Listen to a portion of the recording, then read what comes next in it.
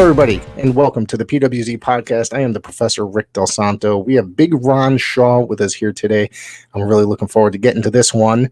So, but before that, I just want to announce Coliseum Pro Wrestling. Don't forget, Friday night, April 28th, return to the Elks Lodge in West Haven, Connecticut.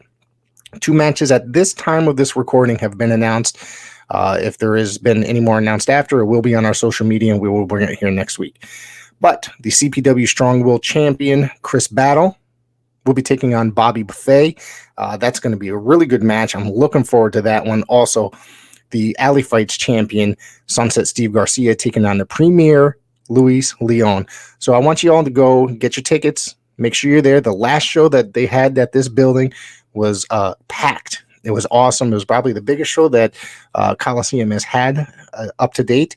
And it was just a really good show from start to finish. So I really urge you all to just get there, and this will be a fun event, I promise you.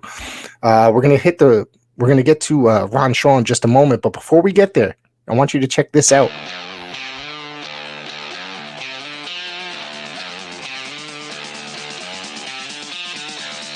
Hey, this is the one-man gold mine, the one-man enterprise of professional wrestling and all entertainment, Flynn Hendricks. And you better believe when I'm looking for a good podcast to listen to, I go to my own. I go to the I Know You Hear Me podcast hosted by me, Flynn Hendricks. That is such a fresh perspective for how you should look at life, too. I love that. And then when I'm feeling spooky, I go to my other podcast, Tales from the Haunt, where I want my head shoved inside a 15-pound silicone mask more. I want to have a bucket of sweat coming off me at the end of the night than just Jeff. Dogs don't lay eggs, Flynn. I hate you so much. Talk to other scare actors about what it takes to get into the world of scare acting.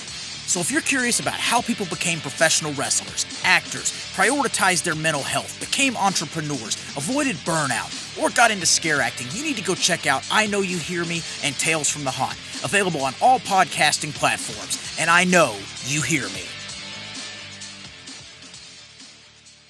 Wrestling fans, promoters, wrestlers, and anyone who enjoys pro wrestling now have something new to be excited about. The Wrestling Fans International Association, the WFIA, is back. WFIA is an association that exists to promote, grow, and support professional wrestling throughout the world. Membership is free. Your membership includes a free digital bi-monthly publication of the Wrestling Fan News newsletter, association updates, voting privileges, and much more.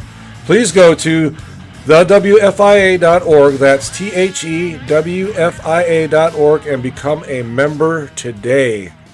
Hi, this is Bob Smith. You might remember me from my years at Pro Wrestling Illustrated magazine. Well, now I've started a brand new podcast called The Outdated Wrestling Hour. Yes, we're going to take a whimsical look back at the wrestling figures, stars, and trends from years gone by. We're talking 60s, 70s, 80s, 90s, and a whole lot more. There's going to be laughs, there's going to be fun, there's going to be action, you name it. Please tune in for the Outdated Wrestling Hour wherever you get your podcasts. Welcome, everybody, to the PWZ podcast. Of course, this is Rick Del Santo. I want to welcome Big Ron Shaw. How are you? Hey, I'm doing good, Rick. Thank you for the invite on your show. I want to thank you for coming on. I want to thank you for the Real Deal Joel Davis for hooking us up. It's very much appreciated. Yeah. Joel's quite a talker. He's quite entertaining, and I think he threw my name at you too. So yeah, yep. I owe him one. He's a good guy. He is a good guy. Yeah. So I just want to first start off with talking about your wrestling career and talking about how you got interested in the world of professional wrestling. Were you a fan growing up, and how did you get trained? Well, no question about it. I was a fan since I was 8 years old. Yeah. And I don't know how many people, or kids, or whatever, they all say they want to become a professional wrestler when they grow up, or they want to become an astronaut and so forth. But my mind was pretty much glued to professional wrestling. And so, I watched it throughout those years, started going to it at the Philadelphia Arena, and knowing I wanted to do this, because I was going to the Philadelphia Arena during the high school years. I was like 240 pounds. Okay. I didn't play football. I'm not really even a football fan to this day. And then I got a hold of Killer Kowalski through a news magazine show that was run I think it was 5 days a week in the Philadelphia area and other markets and so forth. Right. And I decided to call up the Philadelphia TV station, and they gave me his number, and I called him. He says, yeah, come on up in January. And it was actually December before the holidays.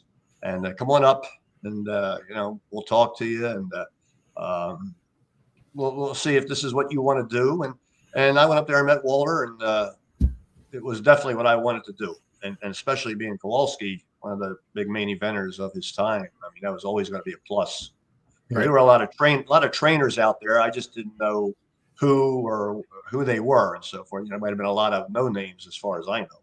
I mean, anybody could teach professional wrestling. You got guys like Pinky Larson, who was a friend. You probably know, maybe you heard of him.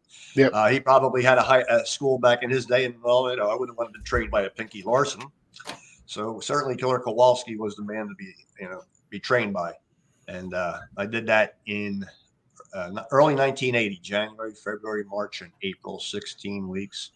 And then got my first shot in the WWF. Actually, in that last month of my training was me and Fred Marzino. Well, we had to head up to, I think it was a town in Vermont. And that was my first show. And I had to put Fred Marzino over that night. No, that was a thrill. That was a thrill. Really? Really. That was a thrill. Oh, yeah. Oh, yeah. If you know Fred Marzino, he's a space kid. The guy's a space kid. I'll put it to you that way. Yeah. That I'm not. I'm actually not too familiar with him. I might have heard the name, but who were some of your early influences that made you that got you? Who were your favorites growing up that actually made you decide? I mean, Bruno or anybody like that? Well, Bruno was definitely the number one, face guy at the time. But I did like all the heels. I like the Graham, Crazy Luke Grahams, the original Sheiks, Kowalski, Dick the Bulldog Brower, and there's quite a few more. I mean, I like the Edouard Carpentier, Victor Rivera, and there was, but mostly it was the heels. There's no question about it. How was it training with Walter, and what did you take from it outside of, eventually you got there, right, to the WWF? Yeah, well, it wasn't a picnic. Okay. I mean, I did get injured, quite a few times. They were minor injuries. I could go go the next night and still train and so forth. What I used to get a lot of was banging of your heels on the mat, which bruised all the nerves in your heel. So we didn't have proper wrestling boots at the time. So we were, wearing sneakers, and I would just be kind of limping around, but still training. But boy, it was a painful son of a gun to go through. But otherwise than that, Kowalski was a hard trainer. I mean, he showed you how to shoot and all the shortcuts that he could do. But he taught you everything. I mean, the guy was a very knowledgeable guy about wrestling holds, even though, when you're a heel, you don't use as much of those type of holds and so forth. But he taught you everything because you never knew you're going to be a face or a heel. And fortunately, I ended up being a heel in the beginning and throughout my rest of my career, pretty much. I heard at the time he didn't have like a ring to train in, that he just had mats and the four walls, basically. That could have been earlier. Okay. But when I was there, he had a ring, and it was in the YMCA upstairs on the second floor. Okay. So we had the use of the ring. Occasionally he would rent that ring out, and then there would be mats there, but it might have been only for a couple days because I think there was somebody who needed it for a show, and so they took it out and brought it back up again. And you can imagine being on a second story too, breaking down a ring like that, and up and down the stairs. So yeah, I've seen it done before. Yeah, the whole time I was there, 16 weeks, majority of the time we had a ring. Yeah. Yeah. Did you team up with him as a part of the Executioners at one point? No.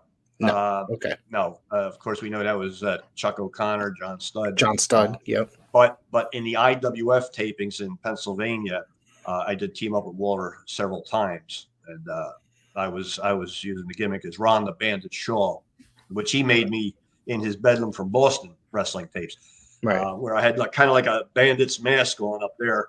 But when we did the tapings in Pennsylvania, I didn't have them, but we still used Ron the Bandit Shaw, and I teamed up with him a couple times on television. Yeah. Yeah. So I'm guessing that he brought you up to the WWF at the time, right? Or WWF? WWF. Yeah, Yep. I, in my last week of training, I said to him, I said, "Hey, Walter," I said, "how am I doing?" He said, "You're doing great." And I think maybe that was his mistake, because I said, "Okay, you know what, Walter?" I said, "I want to go work for the WWF." I said, "I'm leaving next week," because Oh, he was running shows, and a lot of guys that he was using, they were involved in those shows. Okay, but I didn't want to be part of that. I okay. wanted to go out and make a living. Okay, now I could have gone another direction and said, "Hey, Walter, I want to get some experience and maybe go here or go here and then see what happens if I should get a name, if I don't get a name." I took my chances, and it kind of worked out. I mean, I don't regret doing what I did, because I started making great money in the last 3 months of 1980 when they started booking me. Okay. I mean, the bookings were very slow. I started out with TV, Championship Wrestling, All-Star Wrestling, and then I'd show up in a lot of these spot shows in New Jersey, Pennsylvania, anything that was like maybe 45 minutes to an hour outside of Philadelphia. I'd Right. go there. And mostly all those towns, Gino Monsoon was the booker. So quite a few times somebody wasn't showing up, or they needed an extra match. I don't know. He said, "Ron, you got your stuff?" He said, "Yeah, get dressed, get dressed." So I always showed that I wanted to work. And I think that went up to the top office there. And next thing you know is I come into Allentown for the TV tapings, and there's a booking sheet there for me. And, it started out slow, but the last 3 months, it was pretty much 4 nights a week, which I was really pleased, And of course, 1981 was a great, phenomenal year for me.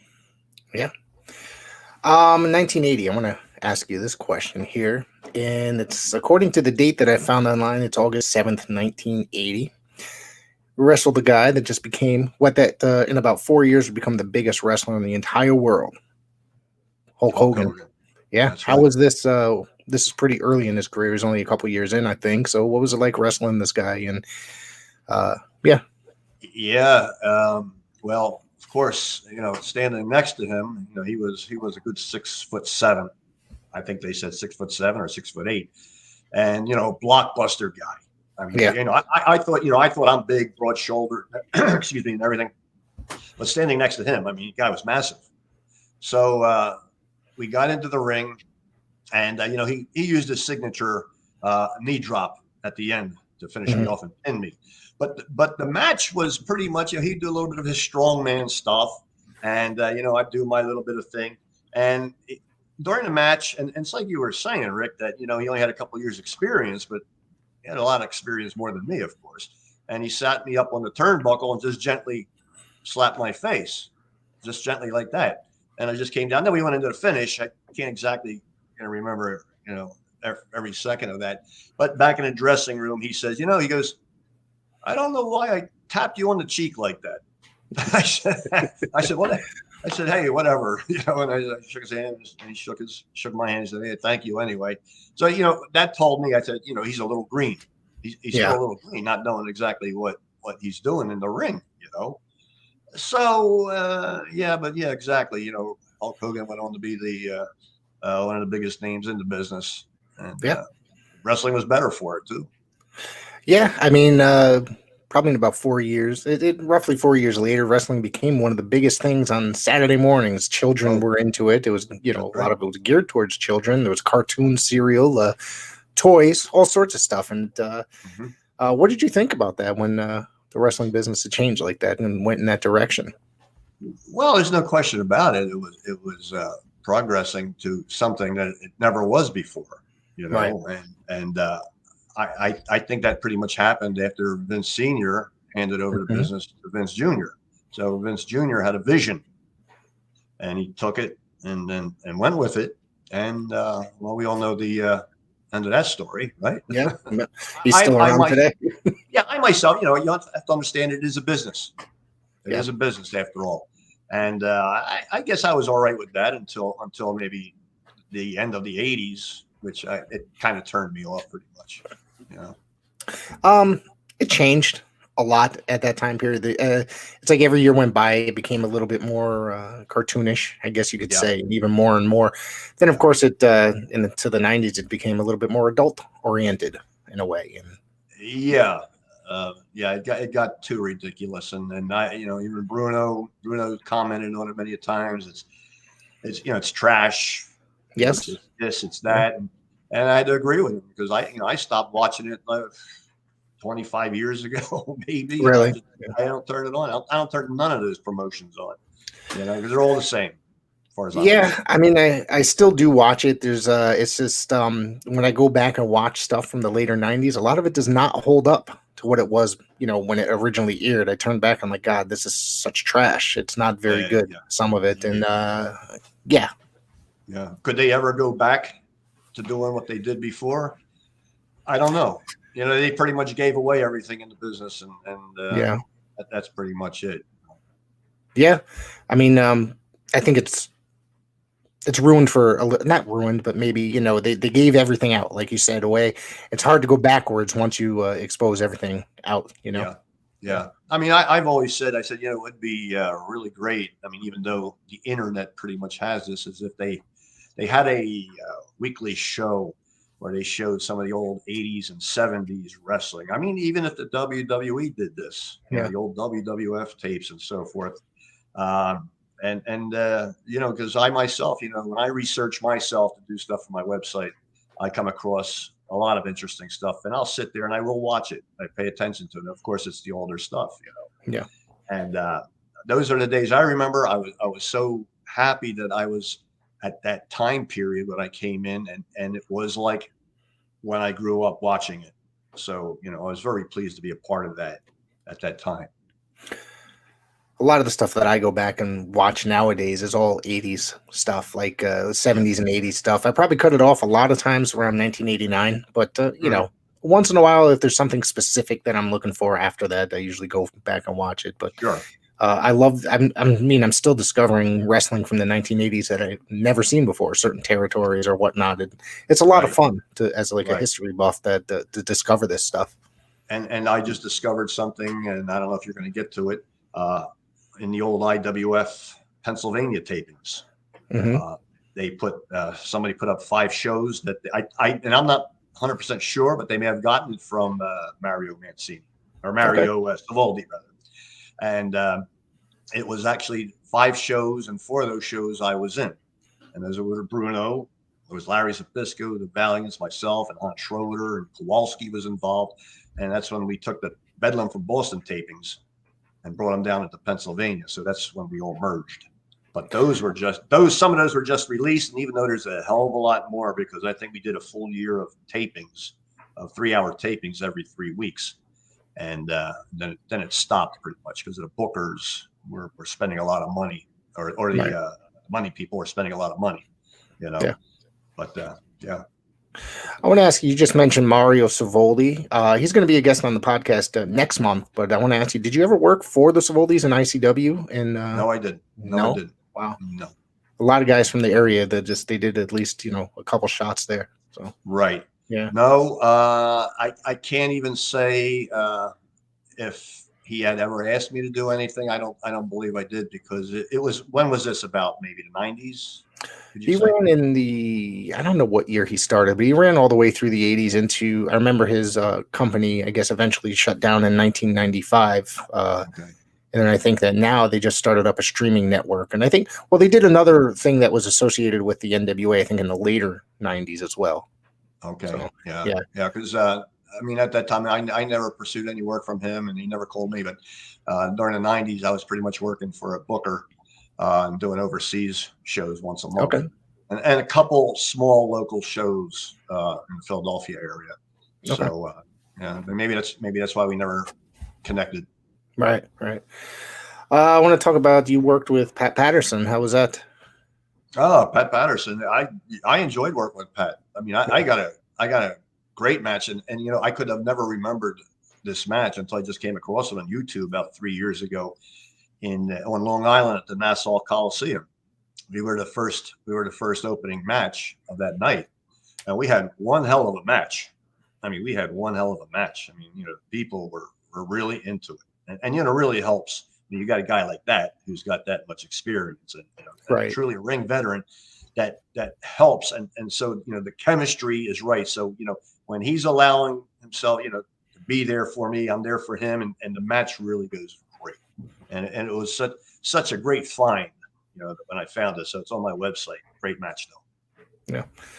Now you've had a chance to work with one of the absolute legends of the history of the WWF and WWF, Pedro Morales.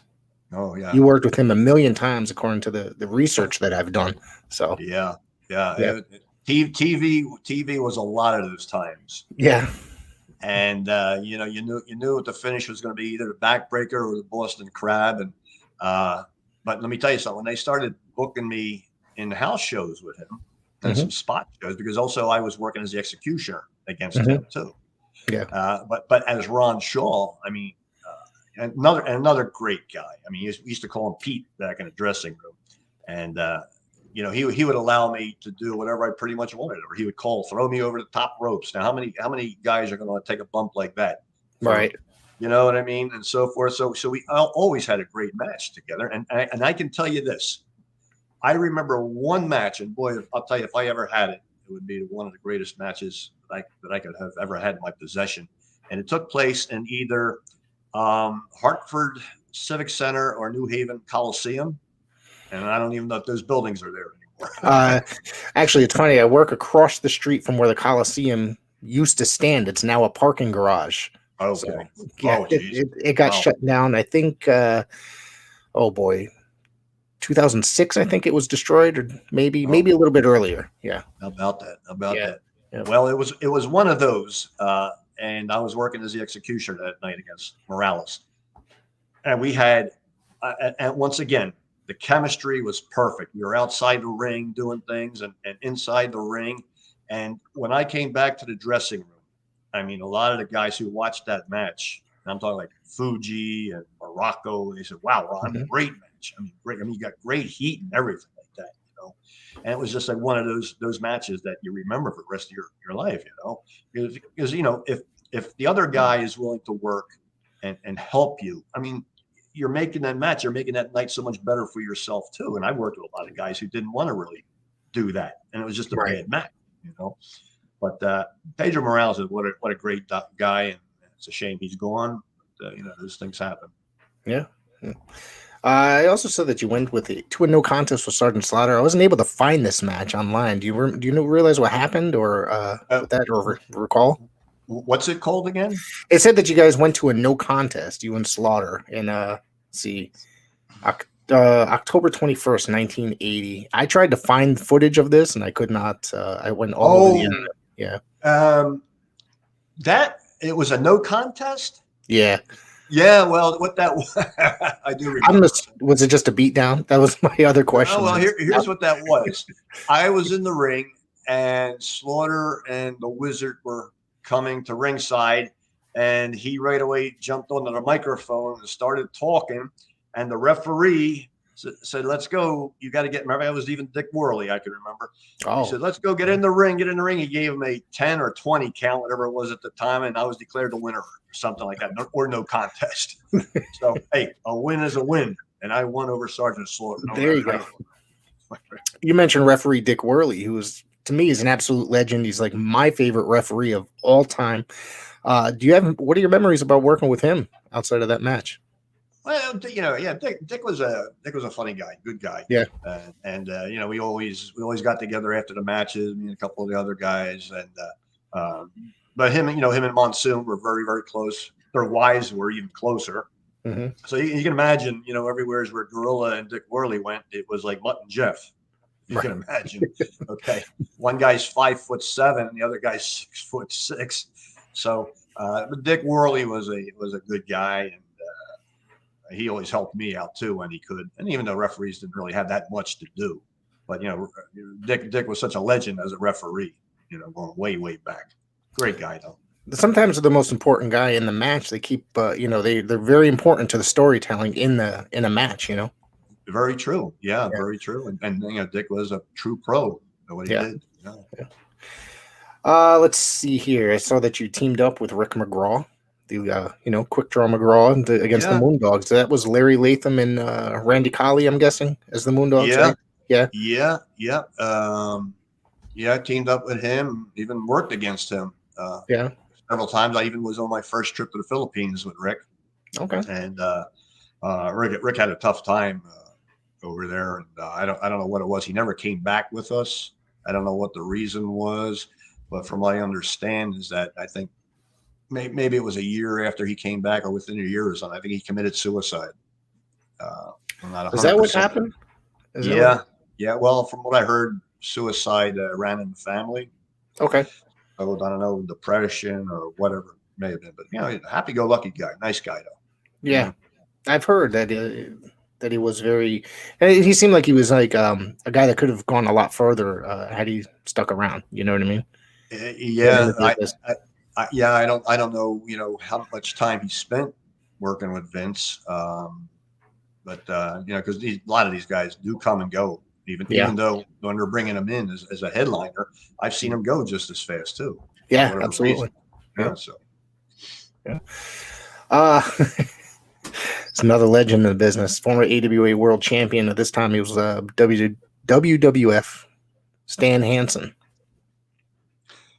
Yeah, I had a match with him. Yeah. Do you remember this at all? I mean, he always worked very stiff, and that's on YouTube. Okay. I remember. He'd sell a little bit for me. I'd throw forearms at him, a couple drop kicks, a little bit, but he did his thing, and that's unfortunately that was like one of those times where you didn't want to be a face, but you had to, because you're going to get Stan Hansen, and also I worked against Ernie the Big Cat Ladd, which he'll just tear you up anyway.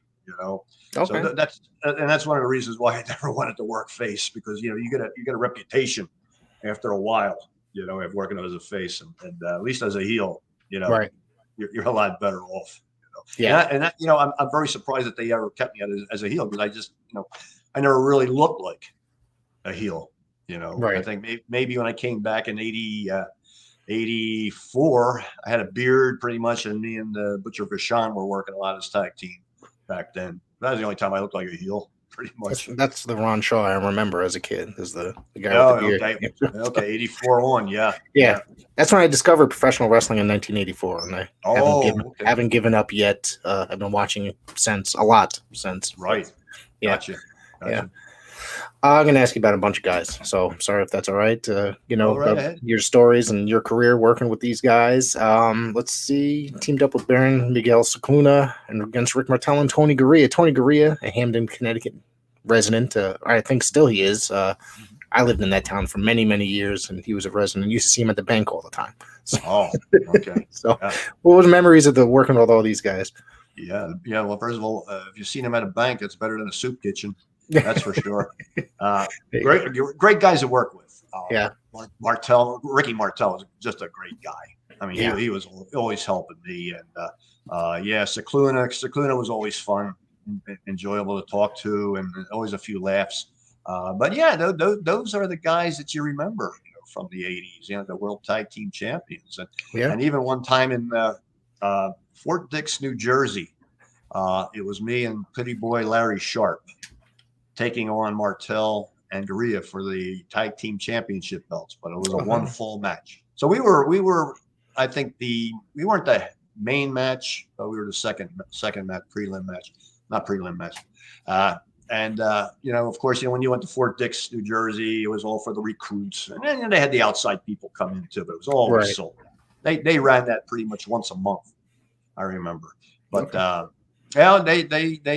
they made it a great match with us, because we were challenging them.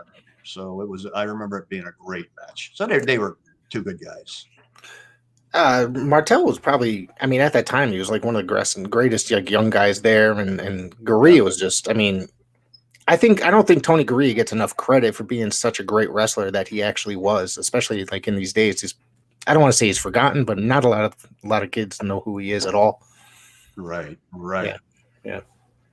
So, what about SD Jones? SD Jones, good guy. Like, I enjoyed working with him. Always made me look good on TV. We had a great TV match, and I think there was something behind that match where I think he was supposed to really work with me on that TV spot. I think it was like about a 7 or 8 minute match, and we were doing one high spot after another. He called all the high spots in the ring, and everything went just perfect because I think I was being tested, and I don't know if it was just then when they asked me to become the executioner, was it right after that? But I think they were testing me to see if I was going to maybe crumble on TV or something like that. But it was a great match. I even got that on my website. SD Jones is another good guy. Always made me look good, even Madison Square Garden.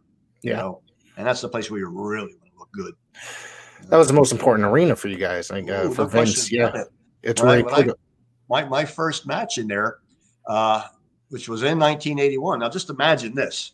I've been in there. I've been in the business full time for 3 months, and I think my first booking was in March of 1981.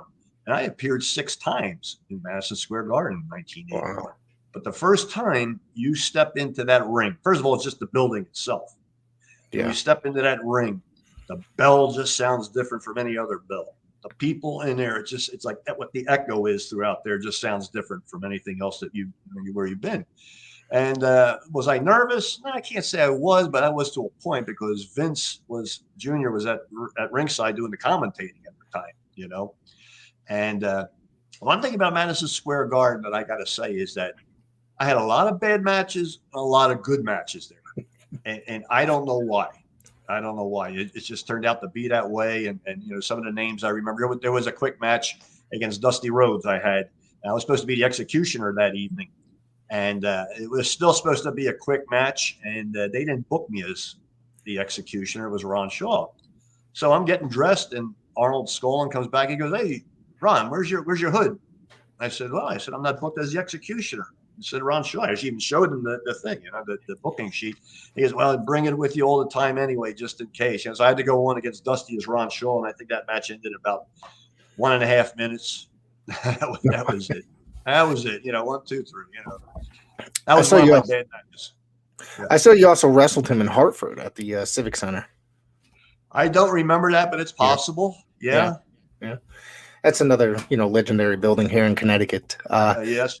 Yeah, I've between New Haven and Hartford, I think that's where I've seen as a youth, seen so many wrestling shows growing up, and it was a very exciting time for somebody like that, you know, at that age, at that time period.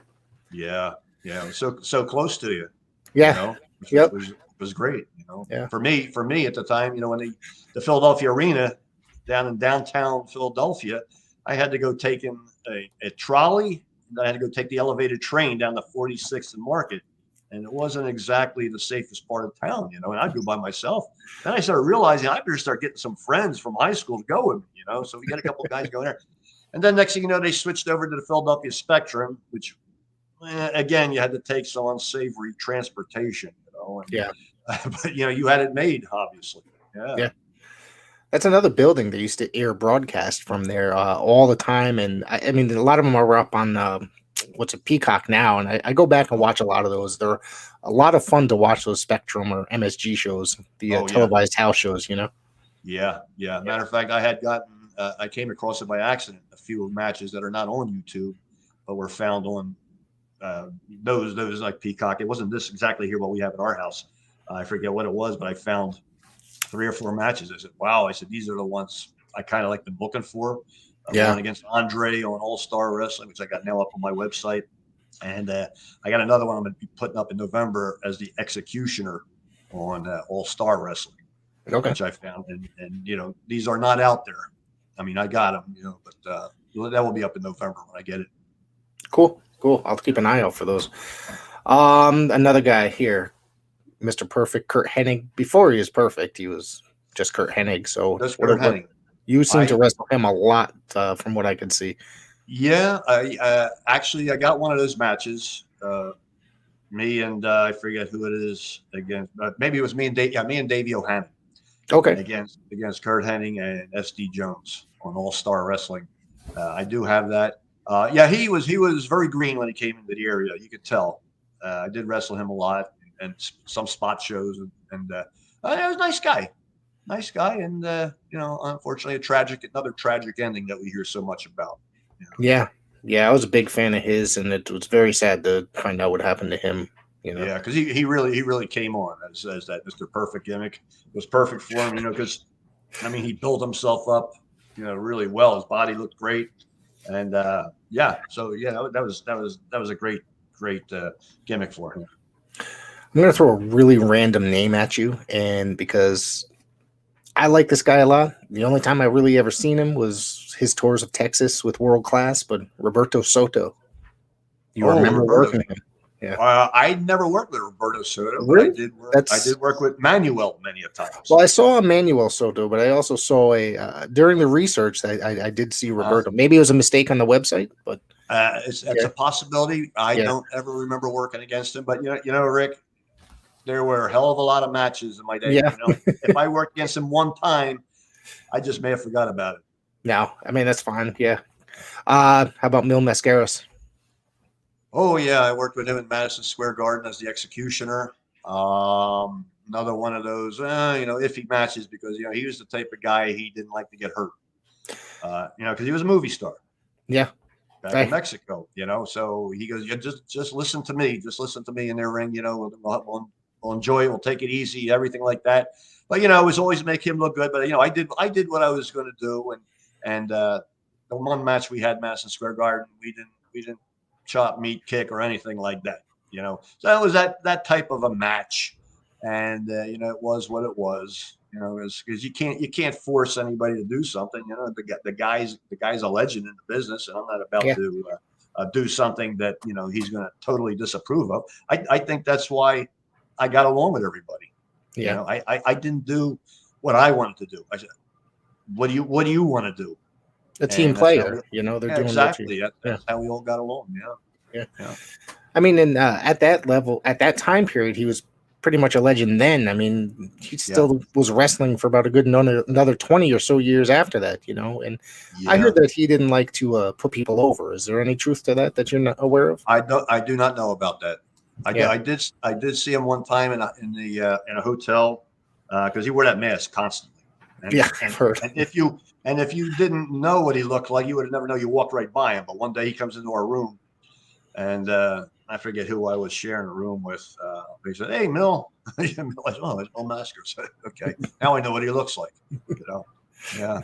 But otherwise, he was who he was. Great Mexican star that he was. Yeah. So in 1982, as we were speaking before, you worked a lot for the IWF. Right. You had a chance to work with Rocky Jones, who recently passed. I think was it last year or maybe earlier this year? No, it was last year. Last year, I believe. That's what I came across. But reading some of the comments below, they said, "Well, that wasn't true," and so I just said, "Well, maybe he did, maybe he didn't." But generally, I mean, if he was a really big name, there would have been a short, some type of a newspaper article on him. Right. They do with Bundy, etc. But that's possible. Yeah, I worked with him during the IWF tapes because, as I say, I came down from Boston as a heel working the Bandit Ron Shaw gimmick, and then me and Hans Schroeder teamed up as the top tag team there, and so we worked against them. Rocky and maybe Manuel Soto or something. We were always doing, draws or whatever, double countouts or so forth. And otherwise, he was a good worker. It was nice that they that Bruno brought him in like that, changed his name because the old Mike Masters wouldn't have. I don't think it would have worked. Yeah. I found the article here. It was August 8th, 2022. Mike Masters / Rocky Jones passed away at the age 68. So and he was just on it's weird because after he had passed, I guess they had filmed it before. He was on an episode of Dark Side of the Ring. I don't remember where they were. So I happened to come across that because he worked out in Oregon.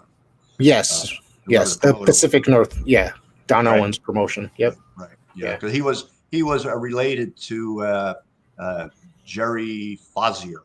Okay. He was also doing shows in the IWF. It wasn't Jerry Johnson, Jerry Fazio. Okay. I believe. Yeah. They were related. I think cousins. Okay. Something like that. Yeah. So also in the IWF, you teamed with Hans Schroeder against Bruno. Oh no, Bruno Jr. Excuse me, which is David and Manuel Soto. Obviously, we're going to talk a little bit about David a little bit later. Sure. So I'm sure you know where I'm going with that. Absolutely. What was it like working with with him at this time, or those guys at that time? It was good. We had good matches that I can remember. They would. I can't remember if they were constantly putting them over because they were trying to establish the tag team championship, even though it never developed. I mean, nobody actually had belts. See what I mean?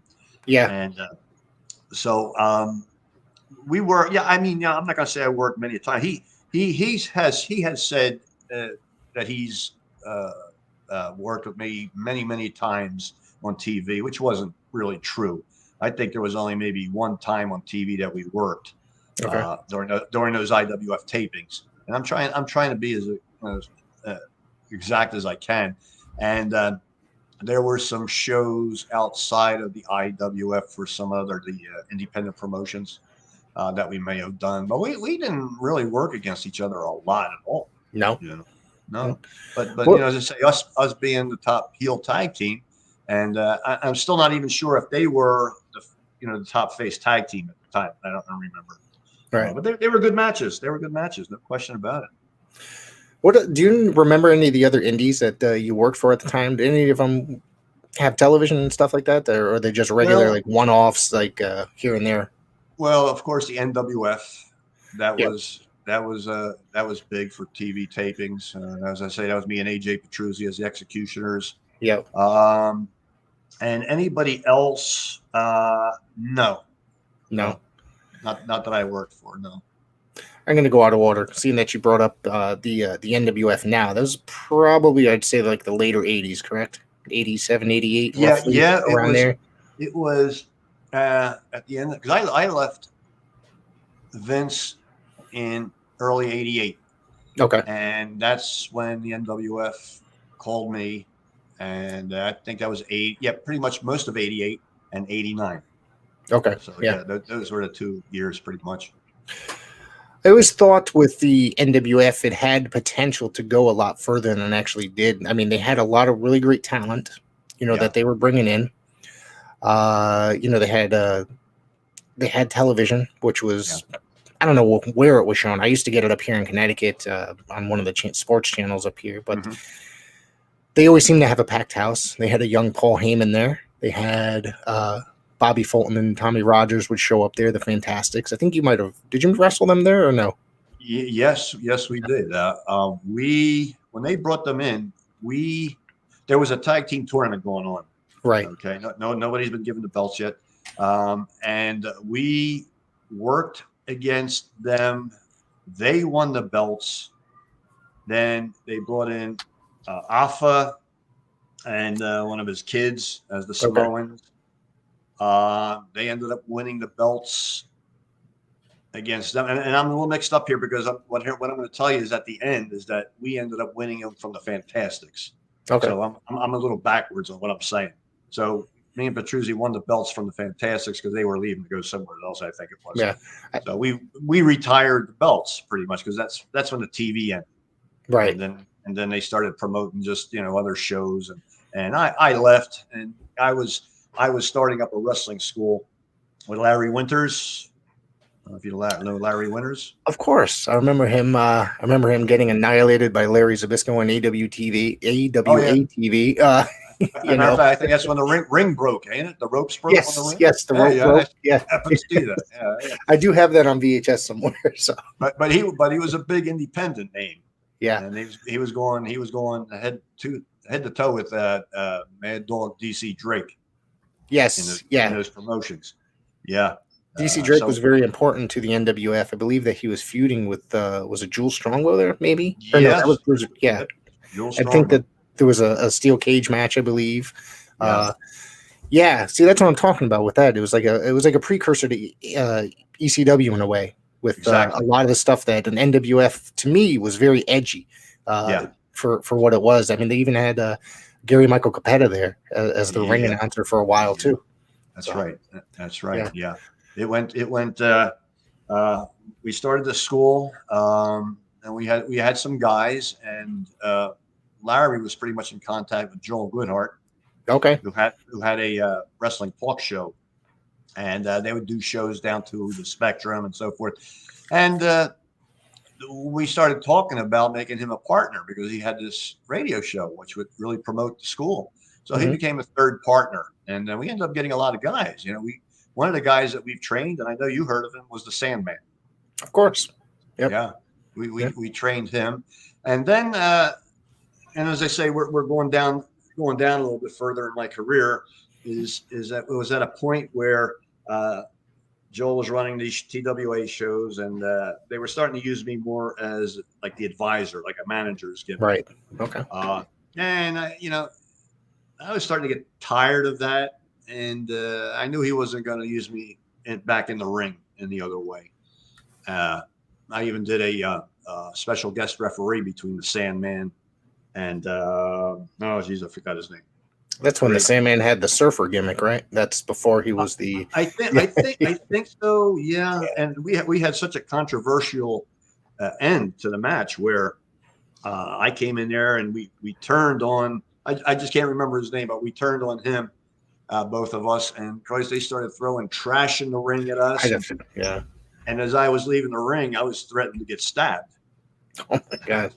Even then, at that later period. That's on my website. I even got that. But man, did we get heat in that match? And but I decided to cut out of that, and I was thinking about retiring. I gave Kowalski a call, and had one of my 25-minute chats with him. And I said, maybe 10 years is enough. I'm not going back to Vince. I don't want to even give him a call. I mean, how many times can you keep calling to come back? Right. I did it twice, once I think it was. And he said, you able to travel? I mean, overseas. I said, yeah. Your passport is okay? I said, yeah, it's good.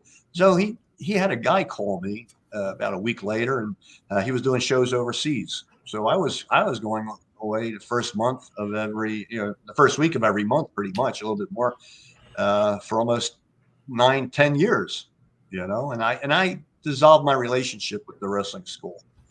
Right. I never told them exactly what was going on. You got these guys here, you at least owe them something, but they were using them in the TWA anyway, Yeah. But I ended my relationship with the guys. Didn't really even talk to them that much after that. And then the school closed about 3-4 months later. Wow. Not saying that had anything to do with me leaving, but right. It just did. So yeah. TWA obviously was pretty much a precursor to ECW in a way. I mean, Todd Gordon was involved there, and I think at some point towards the end, they put on. You competed at. Hang on, I got it right here in my notes. I think it was Autumn Armageddon. Right. Let's see. Armageddon. I did have it in my notes. Oh yeah, TWA Autumn Armageddon. It was the Reverse Cage Battle Royal. Right. Do you remember this? Yeah. Oh, I remember that. And then I got a little bit of that on my website too. Yeah, that was that. I have to admit that was different. Let's see. You were in the Reverse Cage Battle Royal for TWA Autumn Armageddon. That's right. Yeah, I mean, a very unusual match. Yes. I mean, these shows were really, really great. I mean, you had a lot of big names on there. I'm still not going to say all the seats were filled. I mean, there was plenty of advertising, from it. But I think what happened was that they were just paying these guys whatever they wanted, the hotel, airfare, and that, and then probably even for the morning newspaper. And how can you make money doing that? But that was one of the great shows, that reverse battle royal or steel cage match, so forth. That was interesting. Never heard of that before, and they did think about that one. So that was interesting. Yeah. I thought it was interesting. I had all those TWA shows that on VHS back in the day. I used to get those through tape trading, back in the day. That's the fan wanted stuff outside of their area that they couldn't find or that wasn't on television. There used to be tape trading they used to find and, connect with other fans, whether it be newsletters or magazines and such. Right. Yeah. So that's the difference. There was the internet before the internet. So, yeah, I guess you can say that. Sure. Yeah. So, did you like working for the TWA for that short period? I yes and no. It's like I said. There weren't a lot of shows going on, but there were enough. They were pretty much local. and that was pretty much my my bread and butter yet at the time. Right. I was still doing that, but that's why I had to pretty much cut it short. And I said, my father told me something a long, long time ago, and he goes, whenever you got time, try to make money, because no matter what you're doing, if you make it in this business and make a living out of it, great. But, there's probably going to be times when you're not going to be working. Try to make money somehow, And I think what I was starting to see is that, when you were making a lot of money for many, many years, and you're starting to see where it's going, that's why I had called up Kowalski. See, and that's why I said, well, I think it's ending now. 10 years is enough, and that's when he helped me again. So, right. Another 10 years I went. So, I had 20 years in this business pretty much. We do have a question from a fan, actually. They knew that you were coming on here. Mr. Anthony Brennan out of Massachusetts wants to know. You did a couple shots with Crockett in 86 and 87. One of them you actually wrestled Larry Winters, and the other one let's see, trying to say, actually there's you wrestled against the New Breed, which was Chris Champion and Sean Royal, and we don't have your opponent listed here. I could not find it was AJ Petruzzi, my opponent. Oh, okay. Yeah, and the other one was Larry Winters was in Baltimore at the Civic Center. And that was funny. That was one. It might have been 1985 or 86. I have it here as being November 86. Yeah, there you go. So because 86 was one of my busiest years. I was working for WWF because when the bookings dropped, I didn't like that anyway. Yeah, I was working for the IWF for Dino Bravo in Montreal, and I was doing some shows for Crockett. So then there were other shows too. And one of the funny things about that Baltimore show, I was booked already the following Saturday with the WWF there too. So here I was back to back Saturday nights working in the Baltimore Civic Center. And nobody ever said nothing to me about it, because always when you went to work for somebody else without any permission, they come down on you hard. But I always said, well, look, I said, I'm available to work for you guys. I said, I don't really want to do TV. He goes, well, look, we need you. We'll keep you down a little bit here on the southern end of Baltimore, which I did. I go there, do some spot shows in Virginia, DC. I don't know. I forget the name of the place in DC that they held their little house show, but it wasn't the one that Vince did, Landover, Maryland. Wasn't that one. Right.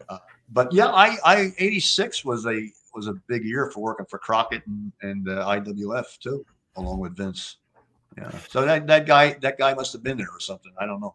Yeah. No, I was able to find it online. Go to Cage Match. I found I wouldn't say all of your match listings, but I found a good portion. And I pretty much wrote down certain ones that I wanted to ask you about. Of course, this next one I really let's see. You teamed with Mike Kalua against the Cheetah Kid and Tom Brandy in TWA as well. Yeah. Yeah. So, I remember that. I remember those matches. They were good matches also. Yeah. Tom Brandy went on to, I think, work for, was that Crockett also, if I remember? He worked for Vince, and then I know he had a shot in WCW as Johnny Gunn. And I don't remember him working in Crockett. Maybe a couple one-offs. He worked for the NWF. I mean, I believe that he was there. Wasn't he trained by Kalua? Was it? Yeah, I do believe so. Yeah. I saw him there wrestling Kalua in a video, an NWF video that I watched somewhat recently. Yeah, they did a lot of independent shows. Yeah, Kalua and Brandy. Yeah. So, let's see. There's another name I want to ask you about. You never hear this guy's name anywhere anymore. He wrestled. I saw him in World Class a lot. Saw him in WWF a lot. Mm-hmm. But Bob Bradley, do you remember working him at all? Oh, Bob Bradley. I never worked with him. No. No.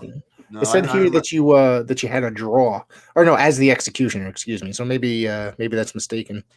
Well, look. Yeah, as I say, I can't remember every match. So maybe I'm mistaken. That could be in there as that too. Yeah. I remember Bob Bradley. Guys like Rick Stallone. Yeah. Oh, he went on to be what the hell was the guy's name? The Duke, working for the Savoldi's. He became a Oh, manager. okay. Yeah. Oh, Yep. okay. Yep. Yeah, there you go. Yeah. Yeah. Yeah. I've been trying to find that guy for an interview, and he's impossible to come across. Really? So, How yeah. about that? Yeah, we Yeah. traveled a lot of shows together. Yeah. Me and Rick. All right. So basically the main event question is here. You ended up wrestling David Sammartino. Who? David Oh, Sammartino. okay, I remember. You don't know who this is? I remember. Of course, within 2 minutes of the match, you grab him in a bear hug, and he quickly submits. What was this all about? Was this a lot of people seem to think that this is a controversial take here, that he did that on purpose. Well, you could have called me to do this show about 7 years ago, and I would have been the first one to answer your question, but you didn't call me. But I'm going to call you. I'm going to answer you now anyway. Yeah. So you were just a little late. Well, I've been asked about this on every podcast, radio show, and even little sports shows that I was called to do in Pennsylvania. Just little. It's always about that. Always about that. What a lot of people have said. It's the one of, and some have said the biggest upset in professional wrestling history, and it's still talked about today. I mean, the comments are still new and fresh, and every time I do a show, there's more comments. It's been written about. It's on my website, and I've talked about it. And I heard some things back in the dressing room. Okay, Hulk Hogan came up to me. He says, "Hey, man, something's going to go down with you and David tonight." I said, "Okay." And then Bobby the Brain Heenan, 3 minutes later, comes in. He says pretty much the same thing. And it wasn't clear to me exactly what they were saying. It sounded to me like, was I going to be made an example of in the ring? Because sometimes that does happen. Absolutely. Okay? I've seen it. Yeah. And I'm not going to dance around it too much, but I'm going to pretty much say as well, I went in there with 2 hard slugs behind the head, 8 or 9 body slams later, and put the bear hug on him, and he submitted. And he's said it in an interview, I think in his very first interview, maybe it was a couple of years ago, that he said, well, he told his version of it, and I've told my version of it, but he did say I hurt his back. Okay. I did hurt his back, and I was the better man that evening. So that's it. Okay. That's it. All right. So that was not the I'm not to sound like a jerk or whatever, but that was not the planned finish, or was that just exactly what happened? He wasn't trying to stir up trouble or anything like that? I had no knowledge of anything what he was thinking about doing, that I can remember. A lot of people are saying, hey, one thing about Ron, he's smart. He's keeping this thing going and going. And even though we've heard it from David's lips and we've heard it from his lips, and a lot of the fans believe in what he did, happened his way. And then there's those that believe in what I had said, and it's out there, because I've read it, I've come across it, Right. But look, let me tell you something. I respect David Sammartino. There's no question about it. He was the son of the greatest professional wrestler in the business, as far as I'm concerned. David, when he came into the territory in 1980, well, I forget whatever it was. I remember when he came in because I was his first match. Right. And we had a match where we were exchanging hold for hold, and then I body slammed him real hard to the mat, and then he gorilla pressed me and pinned me. But when he came in there, he was one of the strongest guys, if not the strongest guy there. And with his knowledge of wrestling holds and counter wrestling holds, the guy was a superstar. And I have a lot of respect for David Sammartino, regardless of my my big win over him. One of the things that I've always thought that David did not get the proper treatment, if he maybe could have become a bigger star than he actually was, and maybe if he had a different name, different gimmick, what have you. Number one, think about this. Okay, he was working for the company where he was making had the potential to make the most money anywhere in the Absolutely. world. Yep. Okay. And what I've always said is, well, why would you want to do what you supposedly said you did in my match and just leave? Okay. I mean, look, there were times, I was kind of pissed off at times myself and figuring out, well, why is this happening here? And why is this happening? Kind of happening to me. Not that it meant anything to anybody, but you have to have those thoughts. Okay. I came back to the Spectrum after that match in February of the following year, and I had to put over in the first match George Skolin, the son of Arnold Skolin. Now, Right. George Skolin, he was way overweight. When he stepped in between the ropes, he already blew up. And you know what that means, don't you? Yes, absolutely. He's out of breath already. And I had to make this guy look great. And then I had to put him over at the end of the night. But what I did at the end of the night, even though I wasn't pleased about it, but hey, I'm getting paid to do what I do. Right. And at the end of that match, I just happened to be so damn close to those ropes. I hooked the rope with my foot to make it look like it wasn't a legit pin. And I got up after that, after the referee counted to 3, and I started complaining. I had my foot on the rope to make it look like that he didn't have a legitimate win, because it was only because I was so damn close to the rope, But it meant nothing. It meant nothing, Right. Well, what else are you up to today? Well, I'm doing your show today. Yeah. I sat in the house all day because it was so darn cold here. It was 55 or 57 degrees all day with this cold front, because yesterday was 88 degrees. Yes. Okay. We've had some great hot weather. It's been a hot winter. And today was a little bit of a shocker. And I'm going to a car show tomorrow. I love collecting cars to a point, Okay. And I just picked up a new 2022 Z51 Corvette Stingray, the new C8 series with the mid-engine. I don't know if you're familiar with that car. Nope. Well, I had somebody locate that car for me because I was looking for that type of car instead of ordering it brand new, and it only had 400 miles on it. Oh wow! So they never hardly ever driven it. I mean, everything I couldn't even find brake dust inside the wheels. Everything was just as mint as showrooms could be. So I bought that car. So I'm taking that to the car show tomorrow. I got more shows coming up. I'm doing another one on April 14th. My third one with Dan and Benny in the Ring. I don't know if you're familiar with those guys. I am very familiar. Yep, I listened to them. I do have a big announcement I'm going to mention on their show, because when I was on there last time, I mentioned, if you want to book me now for it, because the next guy is going to do me, which would have been you, I would have told you about it. And he said, no, we'll bring you on the 14th. Then I'm going back up to Boston in September for the IWF reunion and awards dinner. Had a great time last time. I think you had Brittany Brown on your show. Yeah, she was very nice. She was awesome. Lady. Yeah, she was awesome to talk to. Yeah, such a nice lady, and I got a chance to see some friends I haven't seen in 25, 30 years, and met some new friends like Joel, the real deal Davis, who's a character in himself. Okay. Yep. So those things are going on. I've just been living my retired life. I've got a beautiful yellow English lab named Brownie. He's 2 years old now, and he's just a bunch of fun. And also too, I like to mention, if you don't mind, I want to plug a book. Plug anything you want. Go for it. This is called To John Love Laurie by Samuel H. Martin. And my wife, as you can see, she's halfway through it right now.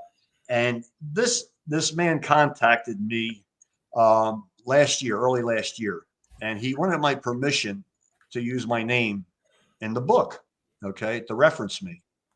And I said, absolutely. I said, I'm honored, and he mentioned also another baseball great in there. I think Gorman Thomas, who was a big baseball star back in the 70s and 80s. Yep, I remember him. And I put that picture of the pages that I have on my website. He's even sent me a video telling everybody why he picked me, and that's in a section called news articles on my website.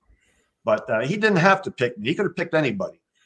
But he chose me because he said, he goes, I remembered you defeating Rene Goulet in Toronto's Maple Leaf Gardens when he was a little kid, with his cousin and so forth, and the David Sammartino match. And and everything. And he goes, those were some of the fondest memories that I can remember. He goes, that's why I wanted to get your permission to do that. And I said, absolutely. So that book is out at Barnes and Noble. And from what I understand, my wife says it's very interesting right now. Very interesting. So That's awesome. That's great. So on top of that, where can people find you? You have a website that you post everything. So why don't you give that information out? Sure. I've had it up since 2015.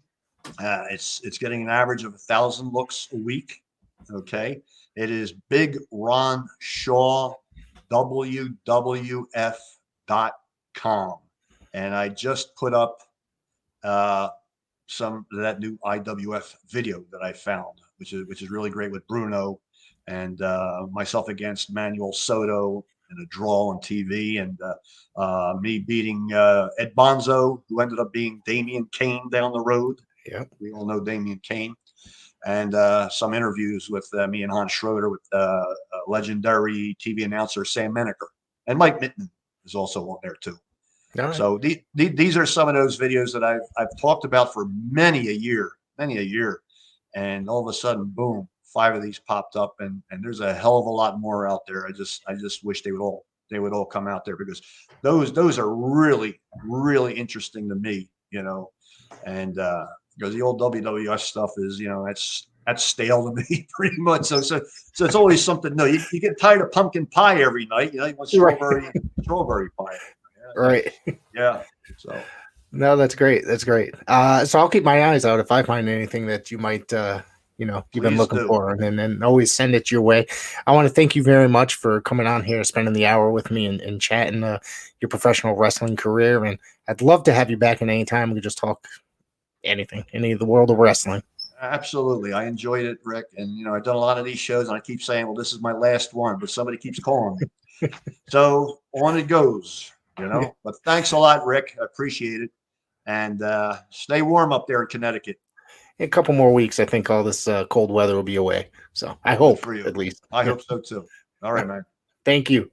You're welcome. Take care. Wrestling fans, promoters, wrestlers, and anyone who enjoys pro wrestling now have something new to be excited about. The Wrestling Fans International Association, the WFIA, is back.